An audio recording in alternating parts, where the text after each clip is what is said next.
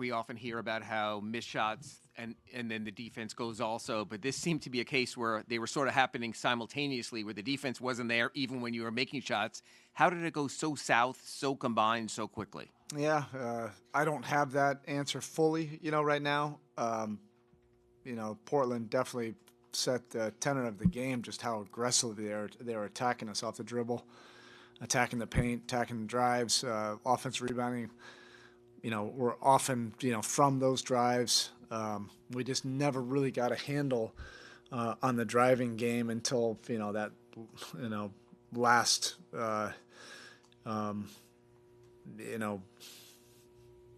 whatever desperation, effort we were making the last 7 minutes of the game. We finally got some contained drives at that point, but you do have to credit them. They were downhill the entire night, whether we were in the man or zone.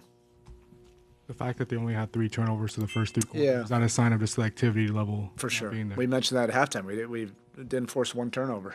We had 0 turnovers, a ton of drives. In transition, just attacking the half court versus our man or zone. We're at our best when we're disruptive. Again, you don't need analytics to know when we're at our best. You can see it, you can feel it, you get inspired by it, and through 3 quarters, that wasn't it. Coach, obviously, I know it's a loss here, but can you just kind of talk about Cologne in the start today? Obviously, the narrative about him being alongside Bam, but having a good double-double tonight. Yeah, the rebounding, he did some really good things defensively at the rim. He'll continue to get better, when to go, when not to go, when to wall up. If a guy catches it in the paint, those things he'll get better. But, the upside obviously is very encouraging, and that's why, he's in the starting lineup right now. We just frankly need to get him in there for more minutes, whether it was off the bench or starting. It's an easier way to make that happen. I know you go with who you have, but how do you think the offense, since it was the first time this season without Tyler? That is really tough to evaluate. Without Tyler, and just our overall intentionality was not at its highest level. Typically in cases like this, there'll be times when someone is down and your leading man will take over and do a little bit more. Jimmy's effort tonight seemed a bit languid. He wasn't there on the floor at the finish. How are you working through this level of Jimmy that you've gotten since his return? It is. I know what you're trying to get out of me. You're not going to get anything worthwhile.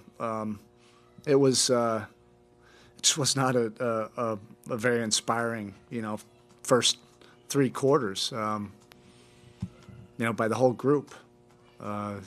So it's tough to pinpoint one person in that. I was subbing, getting it deeper into the rotation. Just nothing really seemed to take hold until we got to that last group. That was probably the most inspiring group.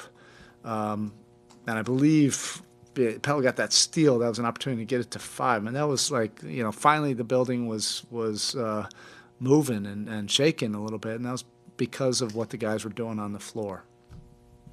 Is it frustrating when the team gets into those early holes and they're struggling to find its rhythm, or do you? No, it's basketball.